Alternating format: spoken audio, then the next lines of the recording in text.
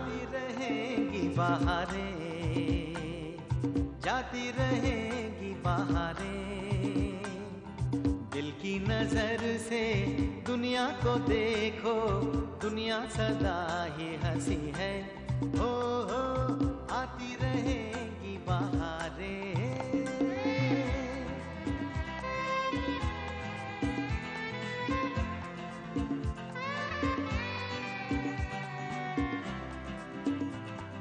हंस हंस के सब दर्द भुला दे, हर गम को खुशियों की दुआ दे। गीत वफा के प्यार की सरगम बन के रहेंगे दिलों में सदा हम। है मुझे यकीन जीना है यही, इसी को कहे जिंदगी। हो आती रहेंगी बहारें, जाती रहेंगी बहारें। आती रहेंगी बहारें, जाती रहेंगी बहारें। अमर, ये है निखिल। You carry on. मैं यही चाहती थी कि वो मुझे तुम्हारे साथ देखकर तिल मिला उठे। मुझे दूसरी शादी के बारे में भी सोचना पड़ा, अब वो भी सोचूंगी। अगर एक डॉक्टर मरीज भी हो जाता है ना, तो उसे एक मरीज की तरह ट्रीट किया जाता है। तुम सफलता की सीढ़ियां चढ़ो, यही मेरी शुभकामनाएं। भाई कुंडली मिल गई। अब तुझे इस रिश्ते के लिए तैयार होना ही पड़ेगा। नए साल के लिए मैंने तुम्हें एक बहुत ही अच्छा तोहफा दिया है, निखिल के रूप में। मामा जी आ गई तू? मामा जी, रश्मि मिलने आई थी मुझसे। अरे वाह, ये तो देवदास फिल्म का कमाल हो गया। पारो आई थी चंद्रमुखी से मिलने। मामा जी मजाक छोड़िए। चल छोड़ दे। मुझे तो बहुत ही टेंशन हो रही है। उसने मेरा ही दाव मुझ पर चला दिया, लेकिन मेरी समझ में ये नहीं आ रहा है कि उसे उस लड़के का पता मिला कैसे। कंस की सोगन, ये बात तो वो लड़का ही बता सकता है। चल अभी उसको मिलते हैं। मामा जी आप भी हद करते हैं। क्यों? एक तो मैं उस मुसीबत से बचना चाहती हूँ, और आप हैं कि उसी के पास जाने के लिए कह रहे हैं। क्या आपको नहीं मालूम, मेरे घर वाले उसी लड़के के साथ मेरी शादी करवाना चाहते हैं। सब लोग मेरे पीछे पड़े हुए हैं। ये निखिल, ये तेरी लव स्टोरी में विलन बनकर आ गया, उसका क्या करे बोल? अब तो तेरे घर वाले उसके साथ तेरा रिश्ता तय कर देंगे। नहीं मामा जी, मैं ऐसा हरगिज नहीं होने दूंगी। मैं अमर के जख्मों पर ऐसा मरहम लगाऊंगी कि वो खुद आके मुझसे कहेगा कि मधु मेरी दुल्हन बन जा। वाह, क्या निशाने पे तीर मारा है? चल फिर शुरू हो जा। देवदास उधर उदास है, पारो उससे नाराज है, और चंद्रमुखी तेरा रास्ता साफ है। लेकिन मधुड़ी एक अड़चन, निखिल, उसका क्या करेगी? मामा जी उसका तो कुछ ना कुछ जल्दी ही करना पड़ेगा। मेरी तो समझ में ये नहीं आ रहा है कि आखिर कुंडलियां मिली कैसे। रश्मि, ये कुंडलियां मिली नहीं, इन्हें मिलवाया गया है। मतलब कि मेरा बहुत अच्छा दोस्त एस्ट्रोलॉजर है, मैंने उसी से ये कुंडलियां बनवाई। अच्छा, इसका मतलब आपने चीटिंग की? चीटिंग तो मधु ने की है, रश्मि के साथ, और इसका जवाब देने के लिए इससे अच्छा तरीका और कोई नहीं हो सकता। लेकिन अब टेंशन ये है कि क्या मधु इसके बाद भी चुप रहेगी? मधु, रश्मि आई थी मेरे घर। क्या? शायद वो यही समझती है कि तुम दोनों की सगाई टूटने की वजह मैं ही। क्या मैं इतनी बुरी हूं? जहां तक मैं मधु को जानती हूँ, वो लड़की इतनी आसानी से हार नहीं मानेगी।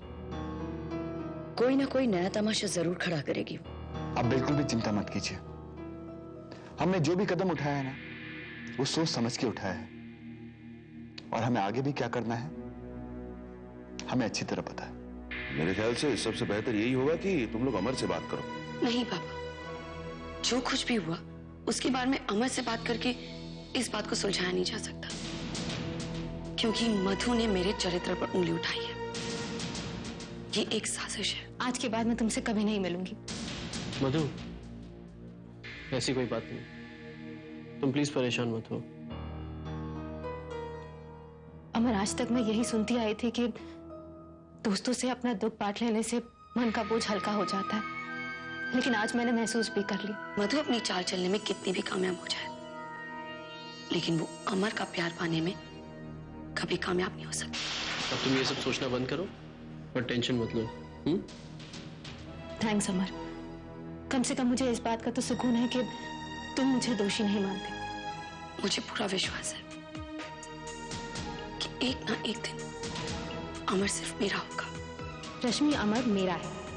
शायद तुम नहीं जानती कि किसी भी रिश्ते को बनाए रखने के लिए इंसान का आसपास मौजूद रहना बहुत ही जरूरी है, और इस वक्त अमर के सबसे करीब मैं हूं। इसीलिए याद रखना, मैं अमर को पाने के लिए किसी भी हद तक जा सकती हूँ, किसी भी हद तक।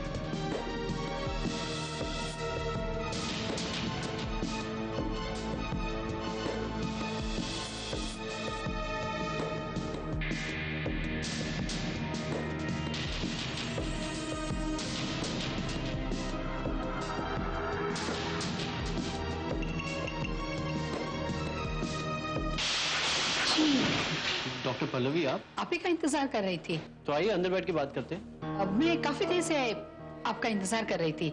अब मुझे जाना है कि ऑपरेशन की तैयारी करनी है। ओके?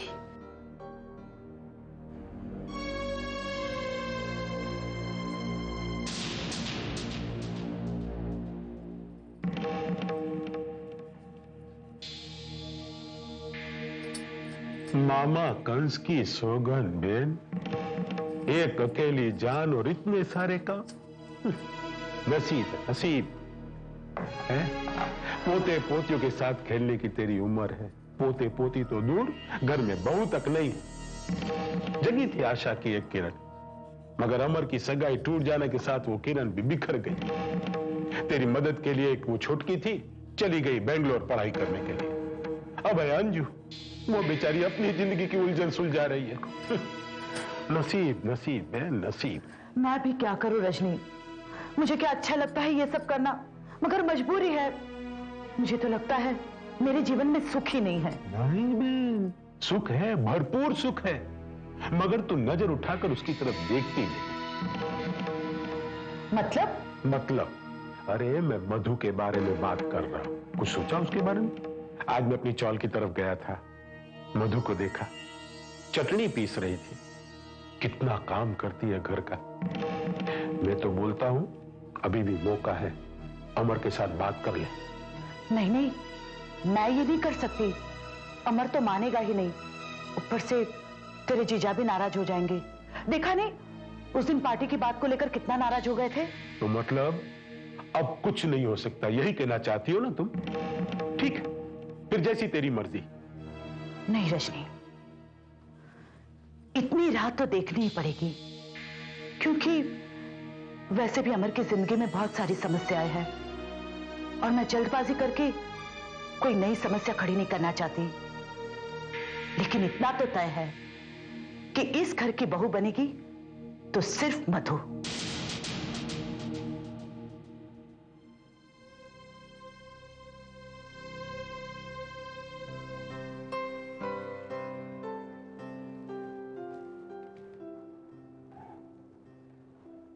अमर, अरे क्या बात है?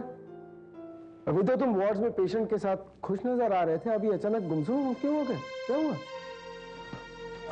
सर, ये मेरी जिंदगी का हिस्सा बन गया है। जैसे थोड़ी खुशी मिलती है, कोई ना कोई नई मुसीबत शुरू हो जाती है। अमर, तुम इस बारे में क्यों सोचते हो? और वैसे भी इंसान परेशानियों से तब तक घबराता है जब तक उसे परेशानियों की वजह का पता नहीं चलता। तुम्हें तो सब कुछ मालूम है और तुमने लड़ने का फैसला भी किया है, तो फिर कैसा घबराना? सर मैं इन सब बातों से परेशान नहीं हूँ। एक बहुत ही अजीब बात हुई। मतलब? वो डॉक्टर पल्लवी। क्या किया डॉक्टर पल्लवी ने? वो मेरे कैबिन में आई थी मेरी एब्सेंस में।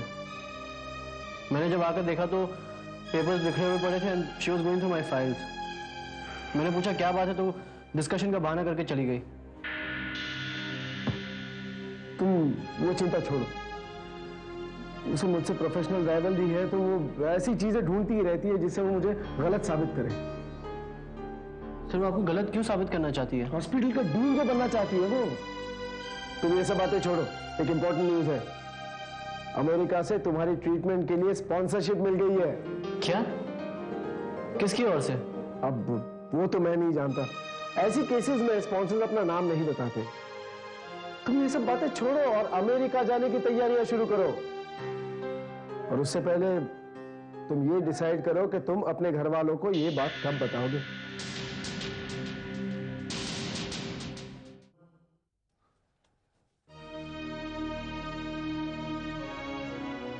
अब क्या लेने आए हो तुम यहाँ पे?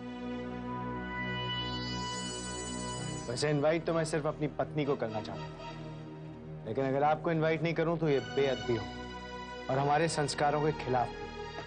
ये कार्ड का नया नाटक क्या लगा रखा है? भूल गए अपनी शर्तों को, अपने वादों को? नहीं, ना तो मैं अपना वादा भूला और ना ही अपनी शर्तें। लेकिन कल मेरे रेस्टोरेंट का इनॉग्रेशन है और मेरे पापा चाहते हैं कि उस फंक्शन में उनके घर की बहू यानी कि नीतू जरूर आए, क्योंकि अब वही हमारे घर की लक्ष्मी है और मेरी पत्नी भी। उसका इस फंक्शन में आना बहुत जरूरी है। Now this is too much. तुम लोगों को बात समझ में नहीं आती है क्या? जब जी चाह मुंह उठाए चले आए। हा? अच्छा तमाशा बना रखा है तुम लोगों ने। घर की बहू, मेरी पत्नी। Take this card and get lost.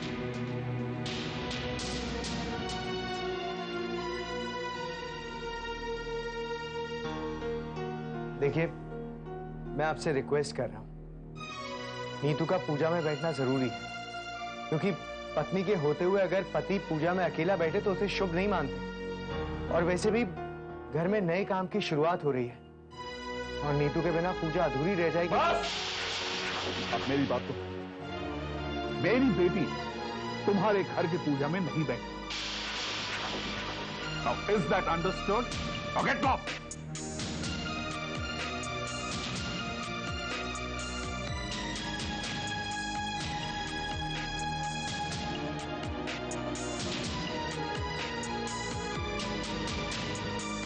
वैसे मैं आपको एक सलाह देना चाहता हूं। अगर आप सोचते हैं कि आप मेरी और नीतू की खुशियों को रौंद कर अपनी जीत साबित कर लेंगे तो आप बिल्कुल गलत सोचते हैं।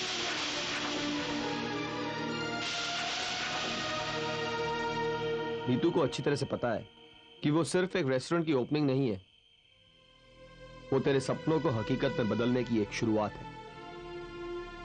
इसलिए वो जरूर आएगी, तू मत घबरा। देखते हैं यार। वैसे एक आदमी जिसको कार्ड देना भी बाकी है। कौन है यार? अमर। तू अमर को इनवाइट करेगा? इनवाइट नहीं करूंगा, मैं उसे बस कार्ड दूंगा। उसने औकात के जिस फासले की बात की थी, उसे भी तो पता लगे कि औकात का फासला अब कम हो रहा है। मुझे नहीं लगता तुझे ऐसा करना चाहिए। सगाई टूटने की वजह से वो अभी बहुत परेशान होगा ना। वो परेशान होगा तो मैं क्या करूं? उसने कभी मेरी परेशानी को समझने की कोशिश की है जो मैं उसकी परेशानी समझूं? मुझे बहुत खुशी होगी अगर उसकी निजी जिंदगी बर्बाद हो जाए। तू कैसी बातें कर रहा है? इतनी सारी बद्दुआएं और सब अमर के लिए? तू क्या मुझे कोई संत या महात्मा समझता है?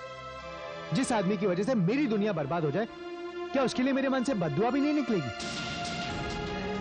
घिरी है गमों की घटाएं, जो थे अपने हुए वो पराए, साथी दिल के अजनबी बने, टूटी अपनी दोस्ती।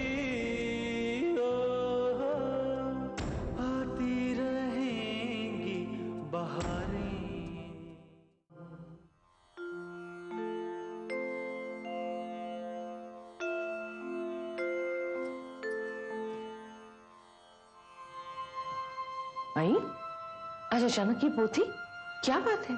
आज कोई व्रत उपवास का दिन भी नहीं है, फिर ये पोथी लेकर क्यों बैठी हो तुम? नहीं छाया, किसी के मन की शांति के लिए पढ़ रही हूं मैं आज। पांडुरंग उसे ऐसी कठिन परिस्थितियों का सामना करने की ताकत दे बस। मन की शांति? किसकी बात कर रही हो आई? अभी तो सब लोग ठीक ही हैं यहाँ, कोई परेशानी भी नहीं है। मिलिंद की भी नौकरी लग गई है, देवाचक रूपेणी मधु के लिए भी अच्छा रिश्ता आया है। तो फिर तुम किसकी मन की शांति की बात कर रही हो? अमर की। सुना है उसकी सगाई टूट गई है। अच्छा हुआ, दूसरों का अपमान करने का फल मिलता ही एक ना एक दिन। अब उन लोगों की समझ में आएगा, जैसी करनी वैसी भरनी। ये मत भूलो छाया, हमारे लाख अपमान करने के बाद भी अगर आज फिर से हमारे सर पर छत है तो वो सिर्फ अमर की वजह से। शायद हमें उसे ठीक से जान नहीं पाए। आज उसकी सगाई टूटने से उसके दिल पर क्या बीत रही है सिर्फ मैं जान सकती हूँ छाया।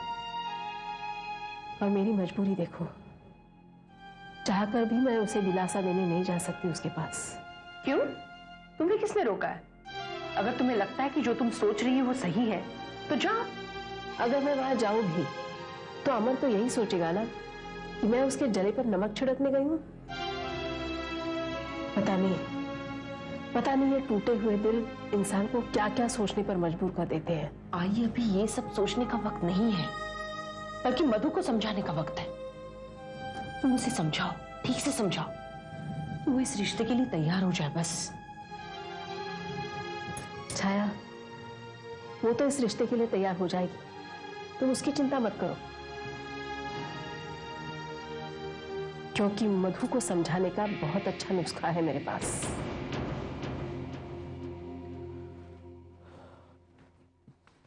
पापा। बोलो बेटे। मैं आपसे कुछ बात करना चाहता हूँ।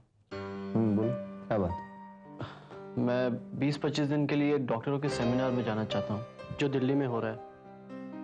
हाँ तो हो आओ, इसमें प्रॉब्लम क्या है? पापा, आप तो जानते हैं कि माँ मुझसे अब तक नाराज है, मुझसे बात करने के लिए भी तैयार नहीं, इसलिए उन्हें बिना बताए जाना पड़ रहा है। आप प्लीज उन्हें समझा दीजिए। बस इतनी सी बात है बेटे, तुम चिंता मत करो, तुम्हारी मम्मी को मैं समझा दूंगा। और हाँ बेटे, बिजनेस के काम से मुझे भी शायद दिल्ली जाना पड़े, तो हम दोनों साथ में चलेंगे। नहीं पापा, नहीं। वो क्या है पापा कि मैं दिल्ली में आपके साथ ज्यादा वक्त नहीं गुजार पाऊंगा, क्योंकि मुझे जहां ठहराया जाएगा वहां सिर्फ डॉक्टर्स अलाउड है। बेटा क्यों झूठ बोल रहा है अपने बाप से? मैं जानता हूं तू दिल्ली नहीं अमेरिका जा रहा है, और यह भी जानता हूं कि तू वहां डॉक्टर बनकर नहीं बल्कि एक मरीज की तरह जा रहा है। जा बेटा, जा जा और जल्दी से ठीक होकर वापस आ।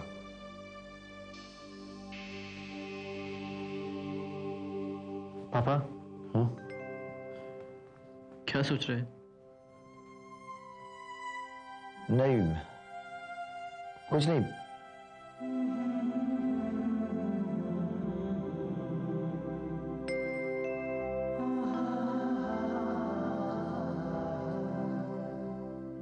मैं जाऊं?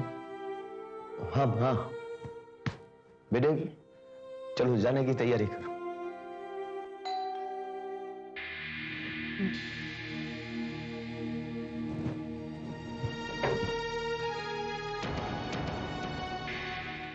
डैडी तुम? हाँ अंदर आओ। इतना खुश होने की जरूरत नहीं है। अंदर आने के लिए नहीं आया, बल्कि तुम्हें एक कार्ड देने के लिए आया। अरे बेटे, तो अच्छी बात है, ऐसे बाहर क्यों खड़े हो? अंदर आके बात करो। नहीं अंकल, मैं अंदर आने के लिए नहीं बल्कि सिर्फ इनविटेशन कार्ड देने के लिए आया। कल मेरे रेस्टोरेंट की ओपनिंग है। सच? तो बेटे मुबारक हो, ये तो अच्छी खबर है। इस तरह क्यों बोल रहे हो? खुशी की बात तो है, लेकिन सिर्फ मेरे लिए। अमर के लिए तो कल से मुसीबत की शुरुआत है। डैडी कैसी बातें कर रहा है, मेरी तो कुछ समझ में नहीं आता। यही समझाने के लिए तो मैं यहां पे आया हूं। आपके इस बेटे ने दोस्ती के मुंह पर तमाचा मार के मेरी औकात को नापने की कोशिश की थी ना, अब मैं इसके घमंड को चकनाचूर कर दूंगा। कल मेरे रेस्टोरेंट की जो ओपनिंग है वो इसी दिशा में पहला कदम है। डैडी ये तुम कैसी बातें कर रहे हो? अब आप आखिरी बात भी सुन लीजिए। ये कार्ड मैं यहाँ पे खुद इसलिए देने आया हूं ताकि मैं ये इंश्योर कर सकूं कि कल जो हम शुभ कार्य करने जा रहे हैं उसमें कोई भी मनुष्यचर्या हमें देखने ना पाए। आप शायद मेरी बात का मतलब समझ गए होंगे। ये लीजिए।